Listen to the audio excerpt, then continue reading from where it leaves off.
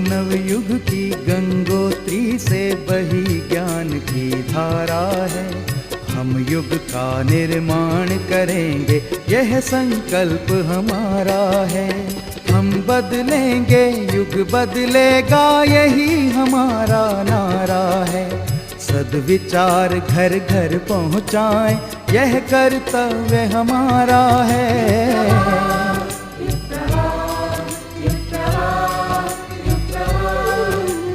चलो बढ़ें, कुछ अच्छा कर लें, युग ने हमें पुकारा है। धरती स्वर्ग बनाएंगे, ये शुभ संकल्प हमारा है।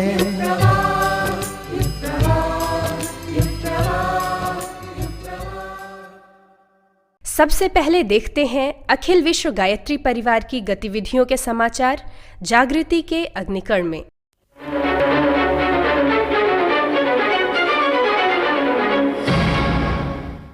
उत्तराखंड से सटे नजीबाबाद के जयनगर में गायत्री शक्तिपीठ का लोकार्पण समारोह संपन्न हुआ, जिसमें श्रद्धेय डॉक्टर प्रणव पंड्या जी के करकमलों द्वारा पीठ का लोकार्पण किया गया।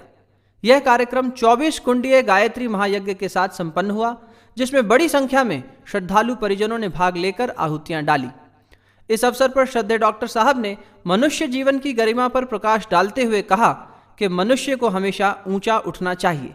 स्वामी विवेकानंद ने कही है कि एक समय ऐसा आएगा जब दलित भी ऊंचा उठने की सोचने लगेंगे, जब चांडाल जाति भी ब्राह्मण बन जाएगी, जब एक महापुरुष आएगा और वो सबको महापुरुष सबको गायत्री मंत्र दे देगा, सबको एक मंत्र देगा, विलक्षण मंत्र देगा। विलक्षण मंत्र दे करके उनको बदल देगा, उनके जीवन में बदलाव ला देगा। कौन है वो महापुरुष मित्रों? कौन है वो? गुरुदेव, परम पूज्य गुरुदेव पंडित श्याम शर्मा आचार्य जी। उन्होंने कहा मेरे दरबार में कोई भी दलित नहीं, कोई भी जाति अछूत जाति का नहीं, कोई भी किसी वर्ग का नहीं, सब ब्राह्मण यदि गायत्री जपते हो और गायत्री को जीवन में उतारते हो, गायत्री के मंत्र को पूरी तरह से अपने जीवन में निखारते हो, तो परिष्कृत करते हो तो अपने जीवन में। बंगाल की भूमि हमेशा से राष्ट्र को नई प्रेरणा देती रही है। युग परिवर्तन के इस क्षण में भी गायत्री परिवार यूथ ग्रुप ऑफ कोलकाता ने एक अभिनव वृक्षारोपण अभियान चलाकर पूरे समाज को नई प्रेरणा दी है। पिछले 157 सप्ताह से लगभग 300 युवा हर रविवार को इकट्ठे होकर शहर के विविध विस्तारों में वृक्षारोपण का क्रम चलाते रहे हैं।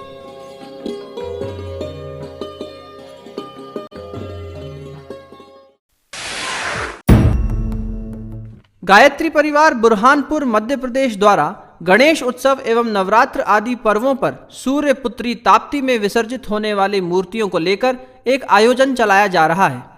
इसके अंतर्गत इन पर्वों के बाद विसर्जित होने वाली मूर्तियों को निकालकर उसे निर्धारित स्थानों पर रख देते हैं। साथ ही मूर्तियों के साथ टनों फूल माला एवं पूजा पाठ की सामग्रियों को इकट्ठा कर उनमें से वर्मी कंपोस्ट तैयार किया जाता है। यह समाज के लिए एक प्रेरणादायी कार्यक्रम है। समग्र विश्व में हिंदू आस्था का प्रतीक ब्रह्मा जी का मंदिर केवल राजस्थान के पुष्कर में ही है। इसीलिए पुष्कर को तीर्थराज भी कहा गया है। यहाँ प्रतिवर्ष कार्तिक मेला बड़े पैमाने पर लगता है। इस मेले में देश विदेश से काफी संख्या में श्रद्धालुजन दर्शनार्थ आते हैं। इसी के मद्देनजर गायत्री परिवार राजस्थान द्वारा जन जागरण रथ यात्रा निकाली गई। इसके साथ साथ अन्य संस्थाओं द्वारा भी विभिन्न प्रकार की मनोरम झांकियां निकाली गईं।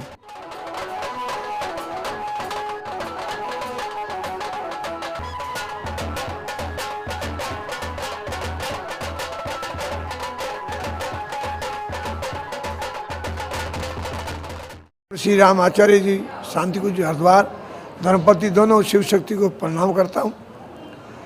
उन्होंने जो वट वृक्ष चलाया है, देश में नई जागृति आई है। श्री राम आचार्य धर्मपत्नी शिव शक्ति का रूप है। इन्होंने ग्रस्त में रह करके मानव जीवन को जोड़ा है, दलित को जोड़ा है और गायत्री मंत्र का प्रचार के लिए सबको खुला कर देना है कि हर इंसान, हर नारी को और हर मानव को बोलने का अधिकार है। ऐसे भी है शांति कुंज के कि आज जीवन के अंदर नशा मुक्त, हत्या, नारी चेतना जो काम होने जा रहा है, सरकार जो करने जा रही है अब कर रही है। शांति कुंज हरिद्वार ने कई सालों पहले का शुरू कर दिया था। इन सब का उद्देश्य सरोवर की स्वच्छता, मंदिरों की सफाई तथा आसपास के गांवों की पद यात्रा के माध्यम से जन जागरण करना है। युग नायक स्वामी विवेकानंद की 150वीं जयंती के अवसर पर उनके विचारों को जन जन तक फैलाने के उद्देश्य से भारत भर में विवेक रथ यात्रा चल रही है। इस विवेक रथ ने हरिद्वार पहुंचने पर हर की पौड़ी सहित समग्र नगर में परिभ्रमण किया। इसी के साथ यह रथ युग तीर्थ शांति कुंज भी पहुंचा, जिसका शांति कुंज परिवार प्रमुख श्रद्धेय डॉक्टर प्रणव पंड्या जी ने ऋषि युग्म के समाधि स्थल के सामने पुष्पमाला अर्पित कर स्वागत किया। इस अवसर पर डॉक्टर साहब ने स्वामी जी के उठो जागो और लक्ष्य की प्राप्ति तक चलते रहो का संदेश सभी को दिया। एक विवेकानंद ने अकेले ने हजारों विवेकानंद के बराबर काम किया।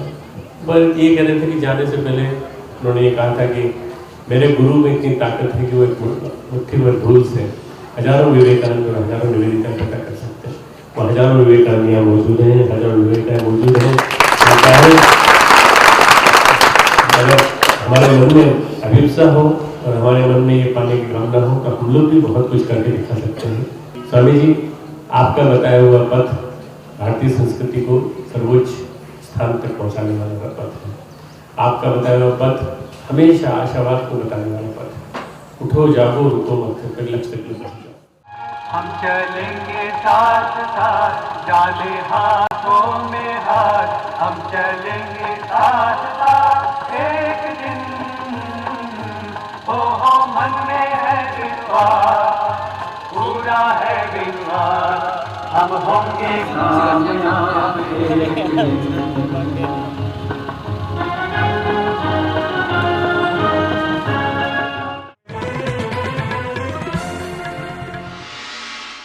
अनमोल पलों की यादें सुरभित स्मृतियों में।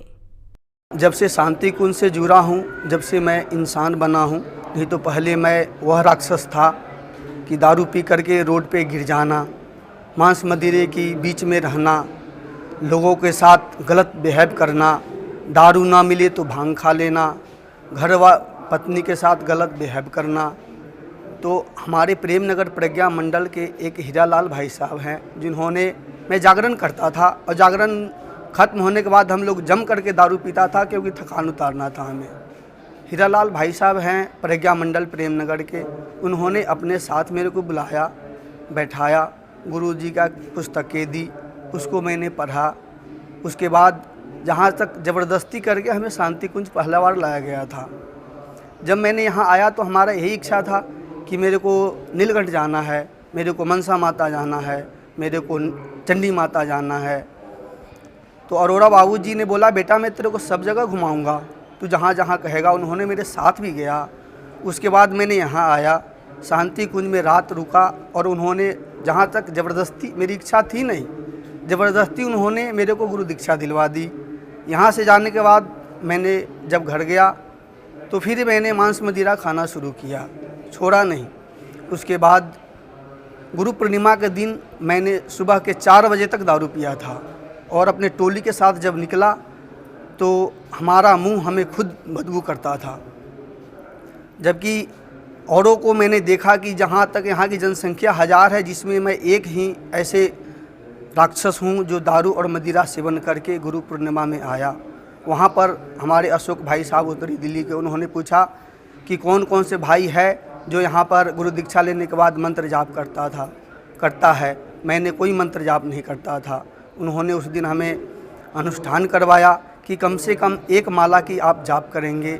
और उसी दिन हमें एहसास हुआ कि इतने भगवान के बीच में मैं एक राक्षस हूँ, हमें बदल देना चाहिए। और उसी दिन मैंने दृढ़ संकल्प किया कि आज के बाद ना मैं दारू पीऊँगा और ना ही कोई मांस का इस्तेमाल करूँगा।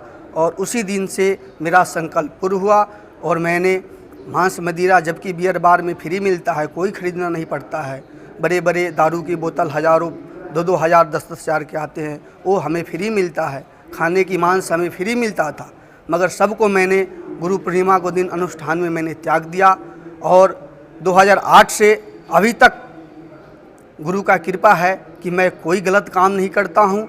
और हर महीने के आखिरी संडे को हमारे प्रेम नगर प्रज्ञा मंडल में यज्ञ होता है, उसमें भागीदारी लेता हूँ। हमारे बीवी, हमारे बच्चे हमारे सुधार पे जो है ना बहुत खुश हैं और वो हमारे साथ देते हैं और हमसे 4 कदम आगे बढ़ के काम करते हैं। आज मेरे पास जो भी था पहले लुट चुका था और आज मैं इंसान हूँ तो गुरु का दिया हुआ है।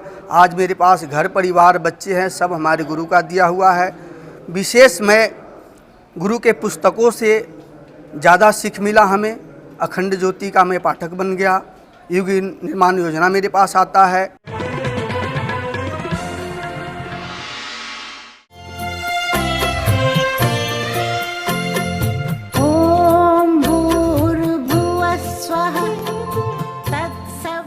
हरिद्वार, इसी भूमि को देवात्मा हिमालय के दिव्य क्षेत्र का प्रवेश द्वार कहा जाता है।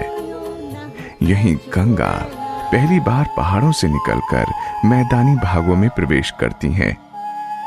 इसी दिव्य तथा रमणीक स्थल पर स्थित है लगभग 200 एकड़ में स्थित युग तीर्थ शांति कुंज।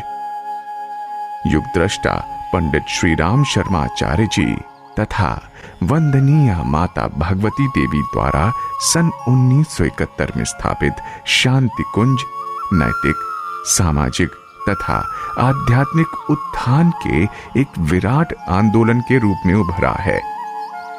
ऋषि युग्म प्रणीत उज्जवल भविष्य के अवतरण के संकल्प को साकार करने को दृढ़ प्रतिज्ञ शांति कुंज का सूत्र वाक्य है। हम बदलेंगे, युग बदलेगा। हम सुधरेंगे, युग सुधरेगा। लगभग 5 दशक पूर्व आचार्य श्री ने एक ऐसे समग्र शिक्षा केंद्र की संकल्पना की थी जहां मानवीय मूल्यों को समर्पित युवा पीढ़ी का निर्माण किया जा सके। गुरुदेव पंडित श्री राम शर्मा आचार्य जी की कल्पना साकार हुई सन 2002 में देव संस्कृति विश्वविद्यालय की स्थापना के साथ। दिल्ली देहरादून नीति पास हाईवे पर हरिद्वार रेलवे स्टेशन से लगभग 7 किलोमीटर की दूरी पर स्थित इस विश्वविद्यालय को आधुनिक गुरुकुल के रूप में विकसित किया जा रहा है। हिमालय के प्राकृतिक सौंदर्य से आच्छादित ये विश्वविद्यालय लगभग 85 एकड़ क्षेत्र में फैला है। प्राचीन नालंदा व तक्षशिला विश्वविद्यालयों की परंपरा में विकसित किए जा रहे इस शिक्षण संस्थान में प्राचीन भारतीय विज्ञान के अंगों योग, आयुर्वेद, ज्योतिर्विज्ञान और जीवन साधना के विभिन्न पहलुओं के अध्ययन और शोध पर यहां विशेष ध्यान दिया गया है। विश्वविद्यालय वर्तमान में योग विज्ञान एवं समग्र स्वास्थ्य, व्यावहारिक योग एवं मानव उत्कर्ष, नैदानिक मनोविज्ञान, कंप्यूटर साइंस, पत्रकारिता एवं जनसंचार, भारतीय संस्कृति एवं पर्यटन अध्ययन, एप्लाइड एजुकेशन में मास्टर्स डिग्री प्रदान कर रहा है। पोस्ट ग्रेजुएट डिप्लोमा कोर्स के अंतर्गत मानव चेतना एवं वैकल्पिक चिकित्सा, योग चिकित्सा एवं आध्यात्मिक उत्कर्ष, पत्रकारिता तथा एनिमेशन एवं विजुअल इफेक्ट्स के पाठ्यक्रम चलाए जा रहे हैं। योग विज्ञान, समग्र स्वास्थ्य प्रबंधन, ग्राम प्रबंधन तथा धर्म विज्ञान विषयों में 6 माह के विशेष सर्टिफिकेट पाठ्यक्रम भी विश्वविद्यालय द्वारा संचालित किए जा रहे हैं। बीए एवं बीएससी के 5 इंटीग्रेटेड कोर्सेज की सुविधा भी यहाँ उपलब्ध है। प्राचीन ज्ञान विज्ञान के साथ यहाँ अंग्रेजी, देव भाषा संस्कृत सहित विभिन्न भाषाओं में विद्यार्थियों को निष्णात किया जाता है। पूर्णतः आवासीय इस विश्वविद्यालय में सभी विषयों के लगभग 1000 विद्यार्थी साथ साथ रहकर एक समय में विद्याध्ययन करते हैं। इनमें देश के 20 से अधिक प्रांतों के अलावा कई देशों के विद्यार्थी शामिल हैं। पाठ्यक्रम की अवधि खत्म होने के बाद विषय का व्यावहारिक ज्ञान कराने के लिए इंटर्नशिप कराई जाती है। देव संस्कृति विश्वविद्यालय ने इंटर्नशिप की नई परिभाषा गढ़ी है, जिसके अनुसार समाज के लिए उपयोगी लोक सेवी कार्यकर्ताओं की नई पीढ़ी तैयार करने हेतु सभी विषयों में 3 माह की अवधि इंटर्नशिप हेतु रखी गई है।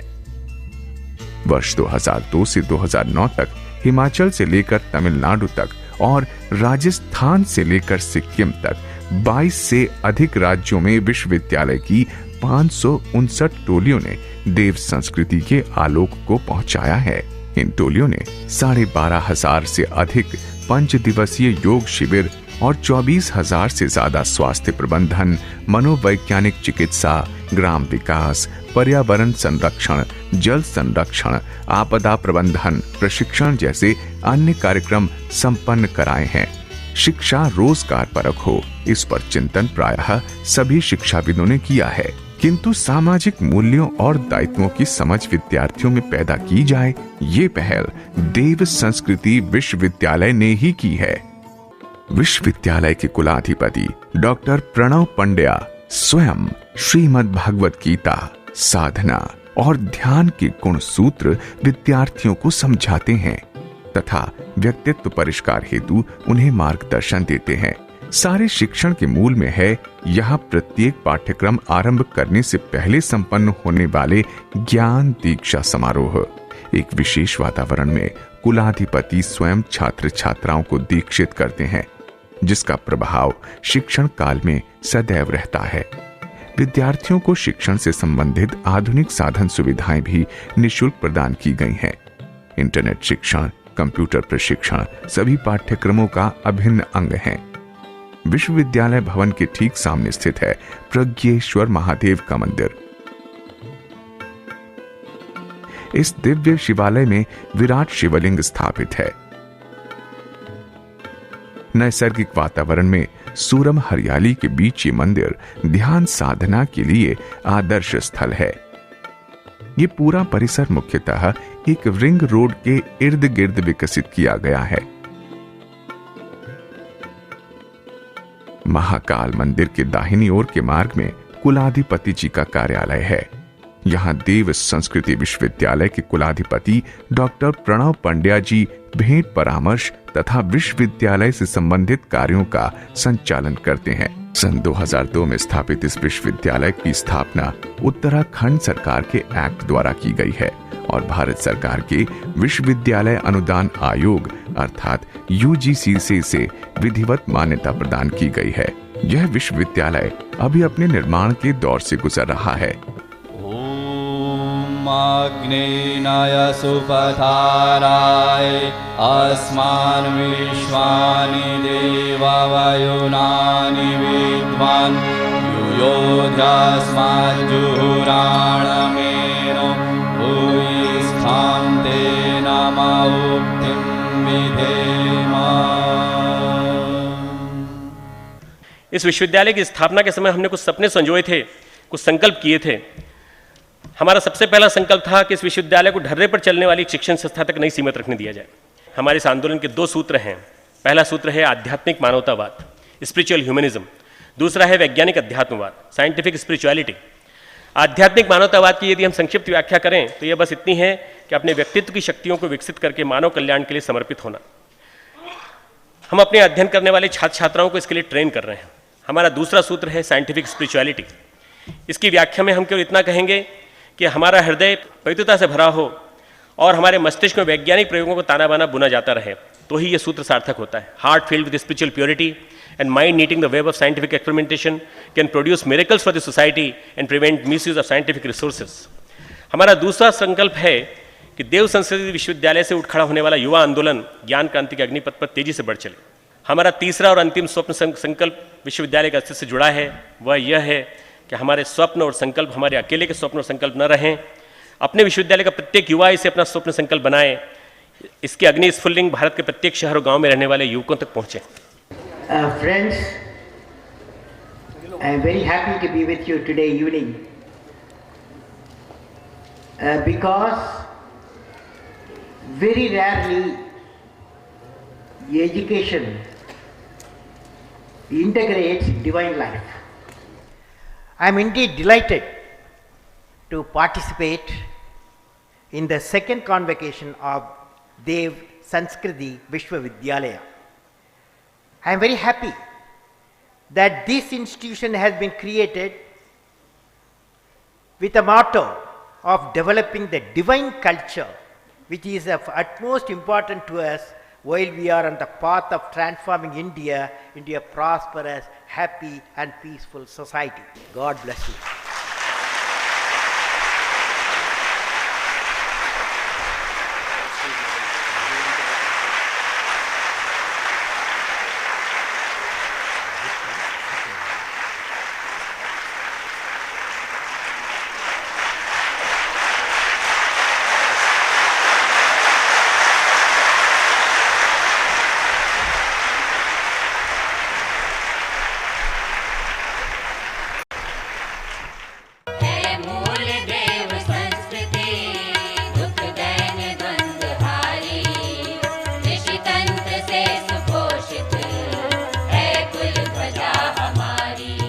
विचार संयम, समय संयम, अर्थ संयम और इंद्रिय संयम, ये 4 संयमों का पालन, जो 4 का मैनेजमेंट जो कर लेता है वो अपने रिसोर्सेज को सही ढंग से चैनलाइज कर सकता है। हम लोग वो संस्कार देने की कोशिश कर रहे हैं जिनके माध्यम से वो चीज़ें जो आज विश्वविद्यालय में पनप रही हैं वो न हो।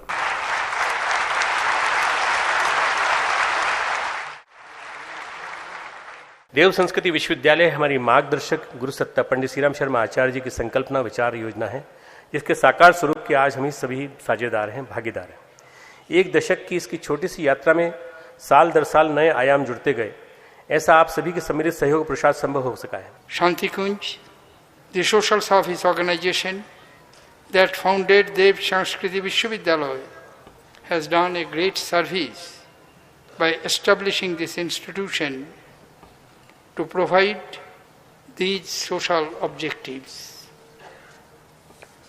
I am also delighted that your institution mandates every student to undertake a course on life management to imbibe social responsibility through internship programs, institutionalizing life-based knowledge and exposure through the medium of academic curricula is a practice that is worth emulating. By endowing the students with the diverse perspectives of life, this Vishwavidyalaya seeks to give them an in-depth world view of modernity. It is the innovative ideas and the holistic education that Vishwavidyalaya imparts which has made it a center of excellence that attracts students from India and abroad, including Russia, Iran, Germany, Nepal, Sri Lanka, Japan, Spain, Czech Republic, China and South Korea. विश्वविद्यालय में शिक्षा, स्वास्थ्य, स्वावलंबन आदि विषयों पर राष्ट्रीय सेमिनारों के माध्यम से देश विदेश के प्रमुख विद्वान भागीदारी करते हैं। विश्वविद्यालय के युवा संगठन डिवाइन इंडिया यूथ एसोसिएशन दिया ने नई पीढ़ी में भारतीय संस्कारों को पुनः रोपित करने का बीड़ा उठाया है। यह जन विश्वविद्यालय पूर्णतया स्वायत्तीय है एवं भारतीय संस्कृति में आस्था रखने वाले भावनाशील परिजनों के अंशदान से संचालित है। इस विराट विद्या केंद्र में उन व्यक्तियों के अंशदान की आहुतियों की अपेक्षा रखी गई है जो देव संस्कृति को विश्व संस्कृति बनाना चाहते हैं, जो चाहते हैं कि ये भारत फिर से जगत गुरु बनकर संपूर्ण संसार का मार्गदर्शन करे। देव संस्कृति विश्वविद्यालय ने पिछले अपनी 11 वर्ष की यात्रा में 12 देशों के साथ लगभग 15 इंटरनेशनल कोलैबोरेशन की। इसमें जो महत्वपूर्ण देश हैं वो हैं Italy, Russia, Latvia, Greece, Japan, Australia, इसके अलावा इंडोनेशिया है, अमेरिका और यूक्रेन। इन सब देशों के साथ मिलकर के हम लोग काम कर रहे हैं और इनके साथ हमारे अंतर्राष्ट्रीय समझौते हुए हैं, जिसमें कि इंटरनेशनल एक्सचेंज प्रोग्राम, स्टूडेंट्स वहाँ के हमारे यहाँ आएंगे और यहाँ के स्टूडेंट्स वहाँ जाएंगे। यहाँ जो सीख रहे हैं वो भारतीय संस्कृति प्रधान शिक्षण वो विदेश में सिखाएंगे, विदेश के लोग यहाँ आकर के भारतीय संस्कृति प्रधान शिक्षण लेंगे। ये एक बहुत बड़ी उपलब्धि है। इसके अलावा 7 अंतर्राष्ट्रीय स्तर की कॉन्फ्रेंसेस हुई हैं और लगातार 5 वर्ष से इंटरनेशनल योग फेस्टिवल चल रहा है।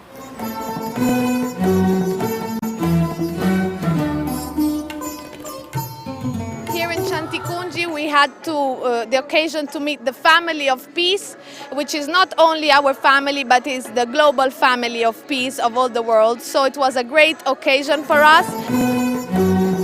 अंतर्राष्ट्रीय प्लेटफॉर्म पर देव संस्कृति विश्वविद्यालय अपनी पहचान बना रहा है। देव संस्कृति विश्वविद्यालय को देखने के लिए आने वाले विदेशियों की संख्या बढ़ती चली जा रही है और ये आने वाले दिनों में और भी बढ़ती चली जाएगी। अब हम आपके लिए लेकर आए हैं प्रज्ञा गीत। हमें भक्ति दो माँ, हमें शक्ति दो माँ,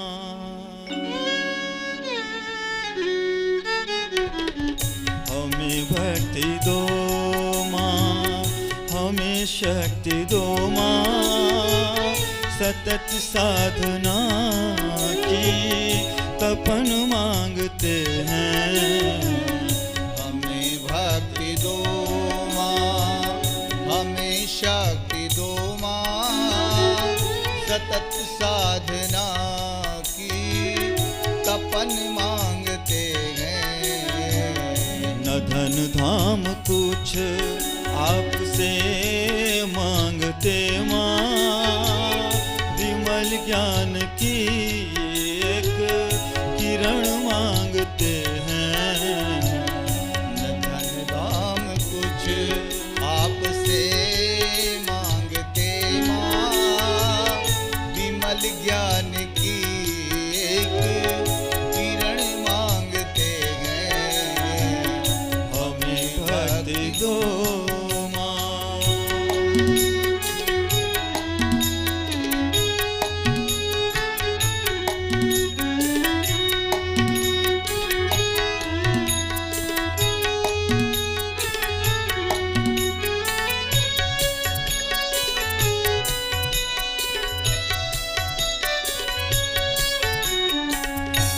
धनि दसा सानि धनि धमा मध मध मरे रे गरे गरे सा गम धनि सारे सानि धनि सा।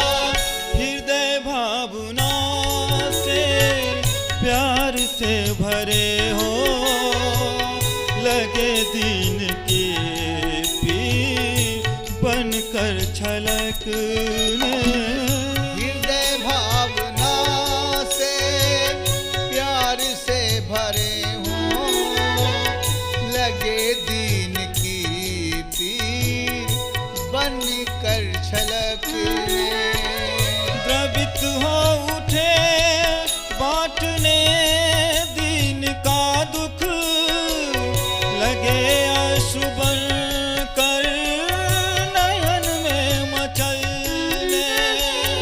द्रवित हो उठे बांटने दीन का दुख, लगे अशुभन कर नयन में मचलने। सारे सानि रपम रपम गरे सा। नहीं कामना वासना चाहिए माँ, सतत साधना का वरण मांगते हैं। नहीं कामना वासना चाहिए माँ, सतत साधना का वरण मांगते हैं। हमें भक्ति दो माँ।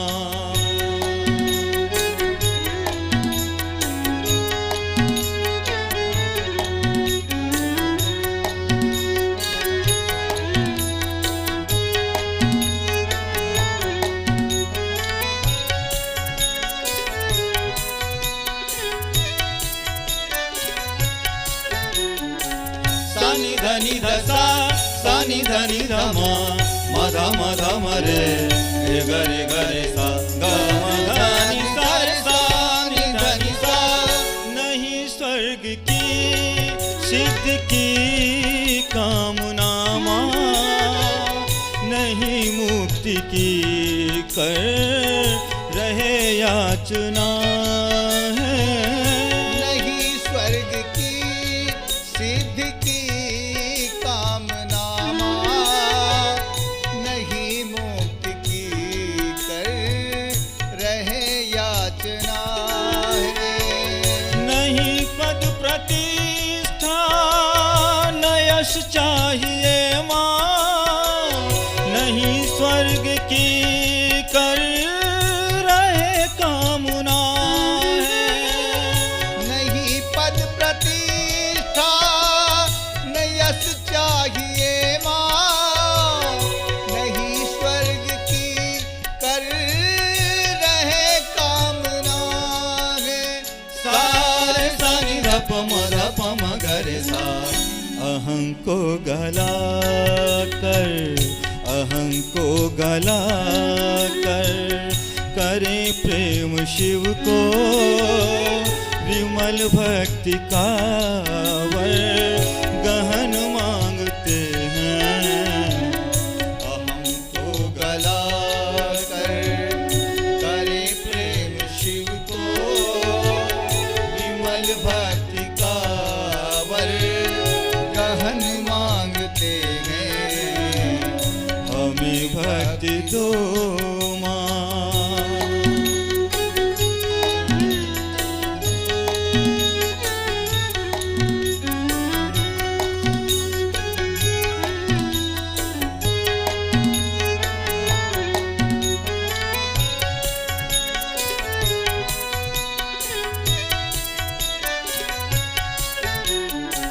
सानि धनि धसा, सानि धनि धमा, मध मध मरे, गरे गरे सा, गम धनि सरे सानि धनि सा। तुम्ही वेद माता, तुम्ही वेद माता, तुम्ही देव माता, तुम्ही विश्व माता, तुम्ही भगवती हो। तुम्ही वेद माता, तुम्ही देव माता, तुम्ही विश्व माता, तुम्ही भगवती हो।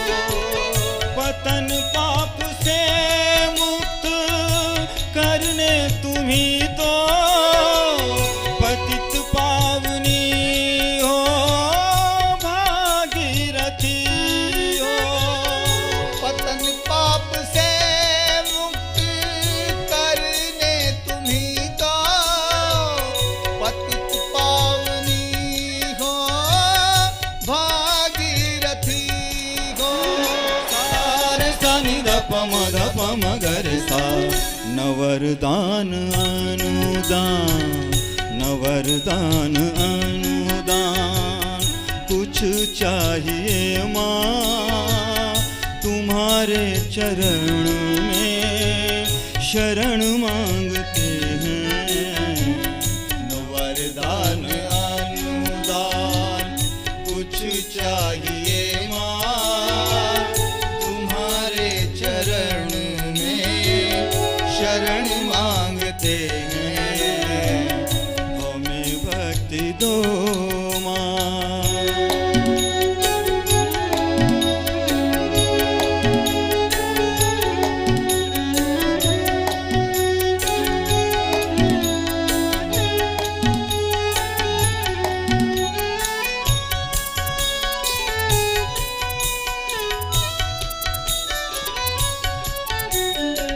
सानि धनि धसा, सानि धनि धमा, मध मध मरे, गरे गरे सा, गम धनि सरे सानि धनि सा। चले लोक मंगल पथ पर सदा ही, करे लोक सेवा निष्काम हो कर। चले लोक मंगल पथ पर सदा ही, करें लोक सेवा निष्काम होकर। जुटे युग सृजन में समय श्रम लगा कर सृजन चेतना का प्रखर प्राण लेकर जुटे युग सृजन में समय श्रम लगा कर सृजन चेतना का प्रखर प्राण लेकर सारे सानी रप मगर सा महाकाल के काम में हो समर्पित इसी हेतु जीवन मरण मांगते हैं।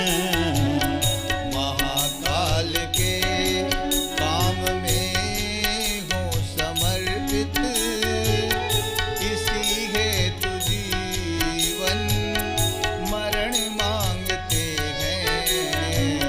न धन धाम कुछ आपसे मांगते माँ विमल ज्ञान की एक किरण मांगते हैं।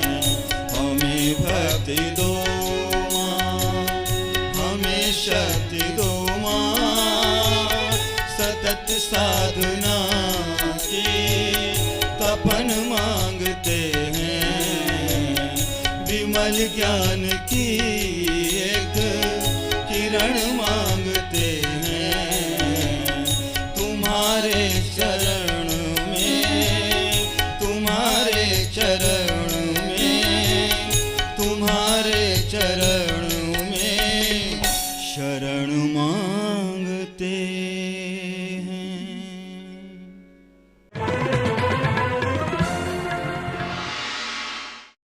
अब चलते चलते युग ऋषि के आशीर्वचन अमृतवाणी में।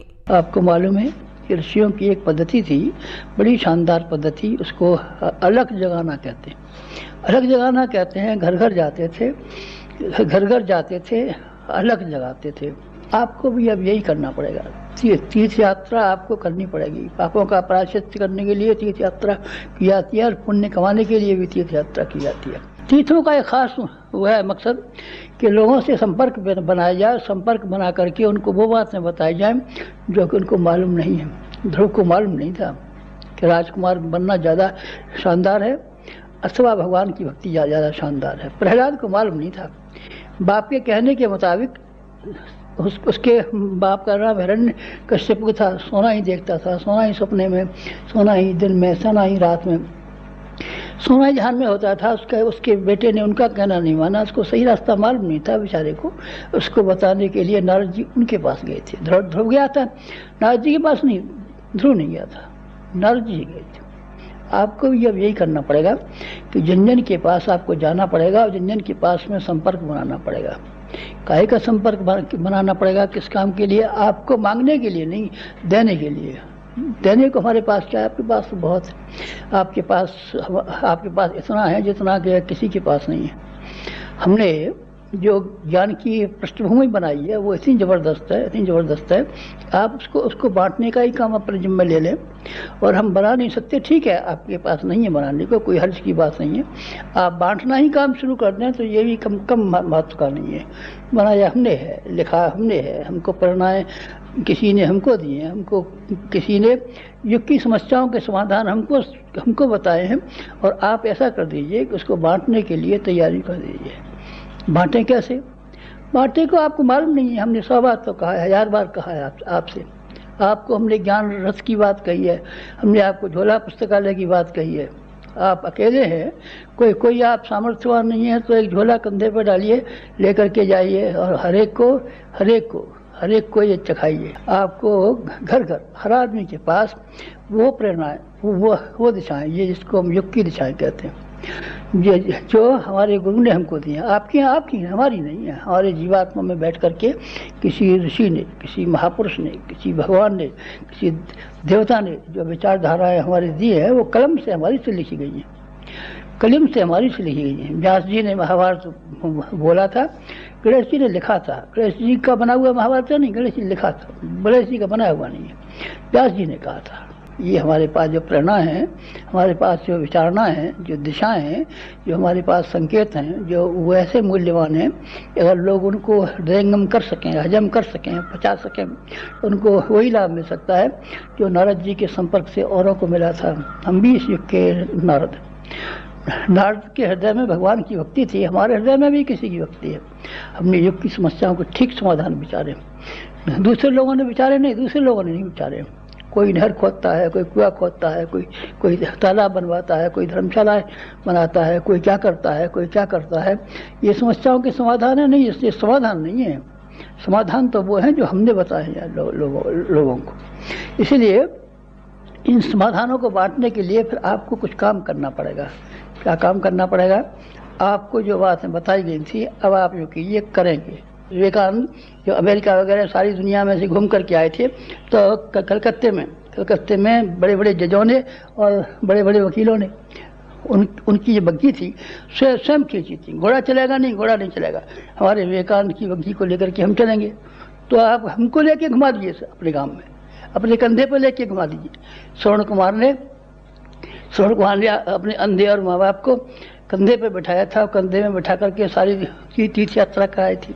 आप अपने गांव की तीर्थ यात्रा नहीं कराएंगे हमको, अपने मोहल्ले वालों की नहीं कराएंगे, अपने मित्रों की नहीं कराएंगे, अपनी जान पहचान वालों की यात्रा कि घर में हमको ले नहीं जाएंगे। हमको ले जाइए, हमको शरीर को, अरे बाबा शरीर में क्या रखा है? शरीर में तो मांस है और हाड़ हड्डियाँ हैं और इसमें से पेशाब है और टट्टी है, इसमें है क्या शरीर में?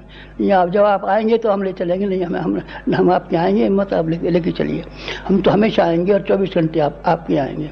अगर हमारे साहित्य को स्वयं पढ़ेंगे और दूसरे लोगों को पढ़ाने के लिए समय निकालेंगे तो आप ये मान के चलिए हमको कंधे पर लेके चलते हैं, आप हमारी गाड़ी लेके चलते हैं, आप हमको घुमाने के लिए चलते हैं, आप हमारा विजय का जुलूस निकाल के चलते हैं, आप हमको हाथी पे बिठा के ले चलते हैं। आप लेके चलिए हमको। कैसे चलेंगे? आप जानवर से लेके चलिए। आप हमारे यहाँ नहीं आ रहे, आपके यहाँ हम क्या करेंगे? इतनी बार गए हैं और आप इतनी बार हमारे यहाँ आए। आपने कुछ हमारे लिए किया है और हमने आपके लिए कुछ किया है। आप कीजिए कुछ हमारे लिए, हमारी इच्छा है। हमारा